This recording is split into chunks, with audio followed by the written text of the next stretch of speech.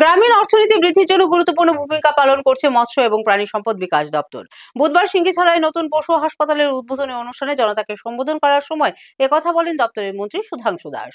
বুধবার এক অনাড়ম্বর অনুষ্ঠানের মধ্য দিয়ে খোয়াই জেলার সিঙ্গিছড়ায় প্রাণী সম্পদ বিকাশ দপ্তরের নতুন পশু হাসপাতালের উদ্বোধন করেন দপ্তরের মন্ত্রী সুধাংশু দাস। অনুষ্ঠানে মন্ত্রী ছাড়াও রাজ্য বিধানসভার মুখ্য সচেতক কল্যাণী সাহা রায়, বিধায়ক পিনাকি দাস চৌধুরী, খোয়াই জেলা পরিষদের সভাধিপতি অপর্ণা সিংহ রায়, খোয়াই পৌর পরিষদের চেয়ারপারসন দেবাশিস নাথ শর্মা, বিশিষ্ট ব্যক্তিত্ব অনুকূল চন্দ্র দাস সহ অন্যান্যরা উপস্থিত ছিলেন। পশু হাসপাতালের উদ্বোধন করে জনতাকে সম্বোধন করার সময় মন্ত্রী সুধাংশু দাস বলেন, রাজ্যের ডিম, দুধ, মাংস উৎপাদন বৃদ্ধির জন্য অগ্রণী ভূমিকা পালন করছে প্রাণী সম্পদ বিকাশ দপ্তর। সেই সাথে যুবক যুবতীদের কর্মসংস্থান সৃষ্টি করছে। তাছাড়া তিনি বলেন, গ্রামীণ অর্থনীতি বৃদ্ধির ক্ষেত্রে প্রাণী সম্পদ বিকাশ দপ্তরের ভূমিকা অপরিসীম। Bureau report, BTV Tripura news.